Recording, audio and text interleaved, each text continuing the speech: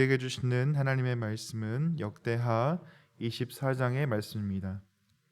역대하 24장의 말씀을 드라마 바이블로 함께 듣도록 하겠습니다. 제24장. 요아스가 왕위에 오를 때 나이가 7세라. 예루살렘에서 40년 동안 다스리니라. 그의 어머니의 이름은 시비아여 브엘세바 사람이더라. 제사장 여호야다가 세상에 사는 모든 날에 요아스가 여호와 보시기에 정직하게 행하였으며 여호야다가 그를 두 아내에게 장가들게 하였더니 자녀를 낳았더라. 그 후에 요아스가 여호와의 전을 보수할 뜻을 두고 제사장들과 레위 사람들을 모으고 그들에게 이르되, 너희는 유다 여러 성읍에 가서 모든 이스라엘에게 해마다 너희의 하나님의 전을 수리할 돈을 거두되 그 일을 빨리 하라 하였으나 레위 사람이 빨리 하지 아니한지라. 왕이 대제사장 여호야다를 불러 이르되, 내가 어찌하여 레위 사람들을 시켜서 여호와의 종 모세와 이스라엘의 회중이 성막을 위하여 정한 세를 유다와 예루살렘에서 거두게 하지 아니하였느냐? 이는 그 악한 여인 아달랴의 아들들이 하나님의 전을 파괴하고 또 여호와의 전의 모든 성물들을 바알들을 위하여 사용하였음이었더라. 이에 왕이 말하여 한 궤를 만들어 여호와의 전 문 밖에 두게 하고 유다와 예루살렘에 공포하여 하나님의 종 모세가 광야에서 이스라엘에게 정한 세를 여호와께 드리라 하였더니 모든 방백들과 백성들이 기뻐하여 마치기까지 돈을 가져다가 궤에 던지니라. 레위 사람들이 언제든지 궤를 메고 왕의 관리에게 가지고 가서 돈이 많은 것을 보이면 왕의 서기관과 대제사장에게 속한 관원이 와서 그 궤를 쏟고 다시 그곳에 가져다 두었더라. 때때로 이렇게 하여 돈을 많이 거두매 왕과 여호야다가 그 돈을 여호와의 전 감독자에게 주어 석수와 목수를 고용하여 여호와의 전을 보수하며 또 철공과 노쇠공을 고용하여 여호와의 전을 수리하게 하였더니 기술자들이 맡아서 수리하는 공사가 점점 진척되므로 하나님의 전을 이전 모양대로 견고하게 하니라. 공사를 마친 후에 그 남은 돈을 왕과 여호야다 앞으로 가져왔으므로 그것으로 여호와의 전에 쓸 그릇을 만들었으니 곧 섬겨 제사 드리는 그릇이며 또 숟가락과 금은 그릇들이라. 여호야다가 세상에 사는 모든 날에 여호와의 전에 항상 번제를 드렸더라.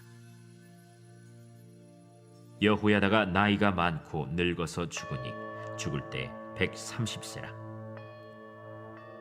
무리가 다윗성 여러 왕의 묘실 중에 장사하였으니 이는 그가 이스라엘과 하나님과 그의 성전에 대하여 선을 행하였음이더라. 여호야다가 죽은 후에 유다 방백들이 와서 왕에게 절하매 왕이 그들의 말을 듣고 그의 조상들의 하나님 여호와의 전을 버리고 아세라 목상과 우상을 섬겼으므로 그 죄로 말미암아 진노가 유다와 예루살렘에 임하니라. 그러나 여호와께서 그들에게 선지자를 보내사 다시 여호와에게로 돌아오게 하려 하시매 선지자들이 그들에게 경고하였으나 듣지 아니하니라. 이에 하나님의 영이 제사장 여호야다의 아들 스가랴를 감동시키시매 그가 백성 앞에 높이 서서 그들에게 이르되, 하나님이 이같이 말씀하시기를 너희가 어찌하여 여호와의 명령을 거역하여 스스로 형통하지 못하게 하느냐 하셨나니 너희가 여호와를 버렸으므로 여호와께서도 너희를 버리셨느니라. 하나 무리가 함께 꾀하고 왕의 명령을 따라 그를 여호와의 전 뜰 안에서 돌로 쳐 죽였더라. 요아스 왕이 이와 같이 스가랴의 아버지 여호야다가 베푼 은혜를 기억하지 아니하고 그의 아들을 죽이니 그가 죽을 때에 이르되, 여호와는 감찰하시고 신원하여 주옵소서. 1주년 말에 아람 군대가 요아스를 치려고 올라와서 유다와 예루살렘에 이르러 백성 중에서 모든 방백들을 다 죽이고 노략한 물건을 다메섹 왕에게로 보내니라. 아람 군대가 적은 무리로 왔으나 여호와께서 심히 큰 군대를 그들의 손에 넘기셨으니 이는 유다 사람들이 그들의 조상들의 하나님 여호와를 버렸음이라. 이와 같이 아람 사람들이 요아스를 징벌하였더라. 요아스가 크게 부상하매 적군이 그를 버리고 간 후에 그의 신하들이 제사장 여호야다의 아들들의 피로 말미암아 반역하여 그를 그의 침상에서 쳐 죽인지라. 다윗 성에 장사하였으나 왕들의 묘실에는 장사하지 아니하였더라. 반역한 자들은 암몬 여인 시므아세 아들 사밧과 모압 여인 시므리세 아들 여호사밧이더라. 요아스의 아들들의 사적과 요아스가 중대한 경책을 받은 것과 하나님의 전을 보수한 사적은 다 열왕기 주석에 기록되니라. 그의 아들 아마샤가 대신하여 왕이 되니라. 아멘. 인간의 역사는 반복의 역사라고 말할 수 있습니다. 수많은 시간 동안 지나온 인류의 역사는 또다시 과거의 삶을 현재로 살아가고 있습니다. 유행만 해도 그렇습니다. 제가 대학생 때 입었던 더플 코트라는 코트가 있습니다. 떡볶이 코트라고 불리는 코트인데요. 이 코트를 얼마 전에 사람들이 많이 찾고 또 입고 있던 것을 보게 되었습니다. 20년 동안 코트를 가지고 있었던 사람들은 전혀 돈 들이지 아니하고 유행하는 옷을 입게 된 것이죠. 왜 이렇게 된 것일까요? 시간이 지나면서 다시 그 유행이 재유행되기 때문에 그렇습니다. 나라가 나라를 침략하고 전쟁하는 것은 어떻습니까? 늘 욕심과 욕망에 눈먼 지도자들에 의해서 전쟁이 시작되고 또 그 결과는 비참한 결말로 끝나는 것을 우리는 보아왔습니다. 아마 지금 우크라이나를 침공한 러시아의 결말도 이렇게 될 것입니다. 반복되는 역사와 사건들을 보면서 우리는 어떻게 주어진 현재를 살아가야 할 것인가 고민하고 다시 깨닫게 됩니다. 오늘 본문도 이런 역사의 반복을 우리에게 잘 이야기해주고 있습니다. 1절은 요아스가 왕에 즉위한 내용으로 시작되고 있습니다. 요아스 왕은 7세의 왕이 되어서 40년 동안 이 유다를 다스렸다라고 말하고 있습니다. 요아스는 할머니 아달랴가 유다의 집 왕국의 씨를 다 죽일 때 고모의 손에 목숨을 건졌던 인물이었습니다. 22장 11절에 보시면 이렇게 나와 있습니다. 왕의 딸 여호사부앗이 아하시아의 아들 요아스를 왕자들이 죽임을 당하는 중에서 몰래 빼내어 그와 그의 유모를 침실에 숨겨 아달랴를 피하게 하였으므로 아달랴가 그를 죽이지 못하였더라. 여호사부앗은 여호람 왕의 딸이요 아하시아의 누이요 제사장 여호야다의 아내이더라 라고 기록하고 있습니다. 그러니까 친척 관계인데 고모가 되겠습니다. 고모와 고모부의 손에서 할머니 아달랴를 피해서 자라나게 되었습니다. 고모부는 제사장이었던 여호야다입니다.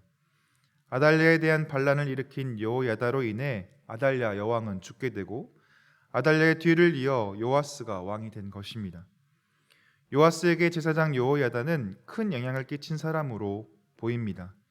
2절의 말씀 함께 읽도록 하겠습니다. 2절입니다. 제사장 여호야다가 세상에 사는 모든 날에 요아스가 여호와 보시기에 정직하게 행하였으며. 아멘. 제사장 여호야다의 손에 양육된 요아스는 하나님을 섬기는 일과 성전의 중요성을 깨달았습니다. 그래서 4절에 보시면 요아스 왕이 하나님의 전을 보수할 뜻을 두었다라고 말하고 있습니다. 아달랴 여왕에 의해서 파괴된 하나님의 전과 하나님 전의 모든 성물들을 새롭게 하기 위해서 요아스 왕이 특심을 가진 것입니다. 제사장들과 레위 사람들에게 하나님의 전을 수리할 돈을 거두도록 요청하지만 이들이 빨리 이 일을 진행시키지 않자 직접 아이디어를 내게 됩니다. 8절에 나온 것처럼 한 궤를 만들어서 성전 문 밖에 두고 백성들에게 모세가 광야에서 요청한 이스라엘에게 정한 세를 하나님께 드리라고 요청합니다. 레위와 제사장들이 직접 백성들을 찾아가서 이 세를 걷는 게 아니라 이 박스를 하나 두어서 거기다가 백성들이 자기가 자원함으로 낼 수 있도록 이 방식을 바꾼 것입니다.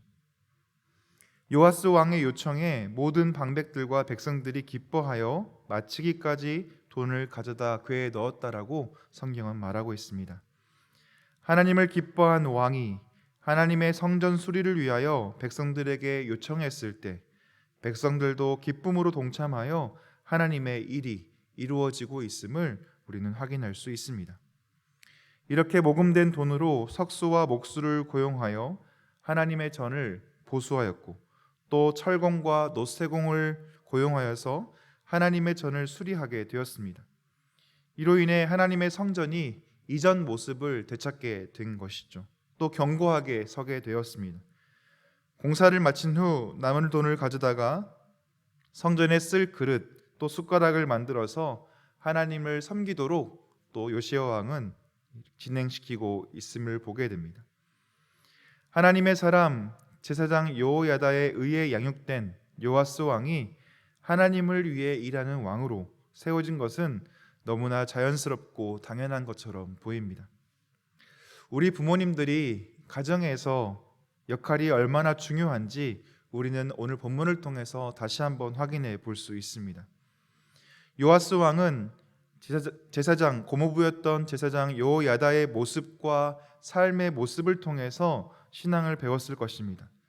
그리고 이제 왕으로 하나님을 섬길 최선의 방법을 찾아 섬기고 있는 것을 우리는 확인해 볼 수 있는 것이죠. 우리도 가정에서 우리 자녀들에게 어떻게 하나님을 섬기는지와 또 하나님의 말씀대로 사는 것이 무엇인지를 우리의 삶으로 보여줄 필요가 있다는 말입니다. 말로는 사람이 변하지도 바뀌지도 않습니다. 아무리 우리가 자녀들에게 잔소리한다고 해도 이야기한다고 해도 우리 자녀들이 우리의 말로 바뀌지는 않는다는 것입니다. 그러나 우리가 우리의 삶으로 우리의 신앙의 모습을 삶으로 보여줄 때 우리의 자녀들은 우리의 모습을 통해서 바뀌게 될 것입니다. 요한일서 3장 18절에서 이렇게 말합니다. 자녀들아, 우리가 말과 혀로만 사랑하지 말고 행함과 진실함으로 하자라고 우리에게 말하는 이유가 여기에 있습니다. 우리의 삶으로, 우리의 신앙으로 우리 자녀들에게 신앙을 알려주는 또 배우게 하는 저와 여러분 되시기를 소망합니다. 그런데 문제는 여호야다가 나이가 많아 죽고 난 다음에 일어나고 있습니다. 여호야다는 하나님을 위해 일하다가 장수하는 복을 누렸다라고 성경은 말합니다. 죽은 후에 다윗성 여러 왕의 묘실 중에서 장사가 됩니다. 그 이유에 대해서 성경이 말하고 있는데 여호야다가 이스라엘과 하나님과 그의 성전에 대해서 선을 행했기 때문이라고 성경은 소개합니다. 이렇게 여호야다가 죽고 난 후에 어떤 일이 벌어지고 있습니까? 여호야다가 있을 때에는 그렇게 잘하던 요아스 왕이 망가지기 시작합니다. 한 사람이 있고 없음에 따라서 이렇게 왕이 바뀌는 것을 볼 수 있죠. 17절에 유다 방백들이 와서 무엇이라고 이야기합니까? 무엇이라고 이렇게 요아스 왕에게 이야기했더니 이들의 말을 듣고 18절에서 이렇게 이야기합니다. 바로 그의 조상들의 하나님 여호와의 전을 버리고 아세라 목상과 우상을 섬겼으므로 그 죄로 말미암아 진노가 유다와 예루살렘에 임했다라고 성경은 이야기합니다. 더한 것은 무엇이냐면 하나님께서 요아스 왕에게 돌이킬 기회를 주십니다. 선지자들을 보내서 경고하시고 돌이키도록 하십니다. 또 하나님의 영이 여호야다의 아들이었던 스가랴를 감동시켜서 요아스 왕을 책망합니다. 요아스 왕이 지금 저지르고 있는 일들에 대해서 지적합니다. 하지만 소용이 없었습니다. 오히려 스가랴를 자신의 고모부의 아들이었던 자신의 사촌관이었던 스가랴를 하나님의 전뜰 안에서 돌로 쳐 죽이는 배은망덕함을 보입니다. 이에 하나님께서 아람 군대를 통해 유다를 치시고 또 아람 군대가 적게 왔지만 유다의 큰 군대를 이들에게 하나님께서 맡기셨으므로 요아스 왕을 징벌하는 일이 벌어집니다. 이 전쟁에서 요아스 왕은 부상을 입었고 또 신하들에 의해서 침상에서 최후를 맞게 됩니다. 결국 왕들의 묘실에도 장사되지 못하는 아주 비참한 결말을 이 인생 가운데 경험하게 되었다는 것이죠. 인간이 변하는 것은 새롭지 않은 이야기입니다. 너무나 많은 사람들이 처음 마음을 잃어버린 채 인생의 결말을 비참하게 끝내곤 합니다. 우리는 요아스 왕의 인생을 보면서 어떻게 살아야 하겠습니까? 먼저는 지금의 나를 보고 내 몸, 내 모습과 내 마음을 유지해야 합니다. 내가 하나님의 말씀과 하나님의 법도를 따라 살기로 다짐했다면 지금의 나를 잘 살펴서 이렇게 살아가는 삶을 잘 유지하셔야 합니다. 하나님 붙들고 사는 것이 중요합니다. 그리고 이 지금의 짧은 시간만 보고 사는 것이 아니라 나의 인생 전체를 펼쳐서 보고 걸음을 걸어갈 수 있어야 하겠습니다. 지금은 하나님 잘 믿고 하나님 말씀 잘 따르고 살 수 있습니다. 하지만 그것으로만 만족하고 머물러 있으면 안 된다는 이야기입니다. 나의 전체 인생을 다 펼쳐보면서 어떻게 하나님을 섬길 것인가를 고민할 수 있어야 하겠습니다. 자기를 돌아볼 마음을 지켜야 합니다.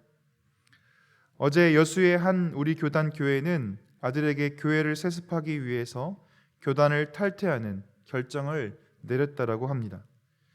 처음 교회를 시작했을 때 이 목사님이 이런 결정을 내리리라고 생각하셨을까요? 그렇지 않습니다.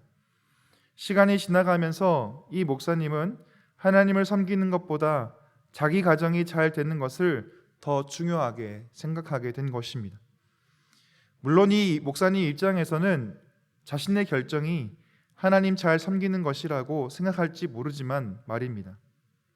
그러나 이 목사님 빼고 세상과 교회는 다 알고 있습니다. 지금 이 목사님이 하신 결정이 얼마나 위험하고 하나님 아닌 선택을 한 것인지 말입니다. 우리가 끝까지 변하지 않기 위해선 우리의 삶과 마음을 지킬 수 있어야 합니다. 버텨야 합니다. 그리고 여러 가지 유혹과 욕심 가운데 우리가 견디어 낼 수 있어야 합니다. 균형을 잡아야 합니다. 자기를 믿는 게 아니라 하나님을 믿고 살아가는 연습을 해야 한다는 것이죠. 요아스 왕이 여호야다가 있을 때에는 자신의 마음을 지켜서 하나님을 잘 섬겼지만 여호야다가 죽고 난 이후에 다른 사람들의 말과 또 자신의 마음을 통해서 살아갔을 때 우상을 섬기고 나아갔던 모습을 우리가 돌아보면서 우리의 한평생 하나님을 섬기고 지키기 위해서 끝까지 우리의 마음을 지키고 유지하고 살아가는 연습이 우리에게는 필요하다는 사실을 다시 한번 돌아볼 수 있어야 하겠습니다. 우리 일평생 하나님을 섬기고 하나님을 붙들고 그 마음을 유지하고 살아가시는 저와 여러분 되시기를 주님의 이름으로 축원합니다. 기도하겠습니다. 하나님, 요시야 왕이 고모부가 있을 때에는, 제사장 여호야다가 있을 때에는 하나님을 잘 섬기고 하나님을 위한 특심을 가지고 살아갔던 것을 봅니다. 그러나 여호야다가 죽고 난 이후에 이의 삶이 얼마나 극심하게 변했는지, 그리고 얼마나 하나님 앞에 범죄한 삶을 살았는지, 그로 인해 비참한 최후를 맞이하게 되었는지를 다시 한번 보게 됩니다. 하나님, 우리의 인생이 요아스 왕처럼 살아가지 않도록 도와주시고 하나님을 끝까지 잘 믿고 우리의 마음을 유지하여 살아갈 수 있는 그런 은총을 경험할 수 있도록 주여 도와주옵소서. 오늘 하루의 삶, 또 우리 평생의 삶을 하나님을 잘 섬기는데 우리의 마음을 지키고 살아갈 수 있도록 주님 붙들어 주옵소서.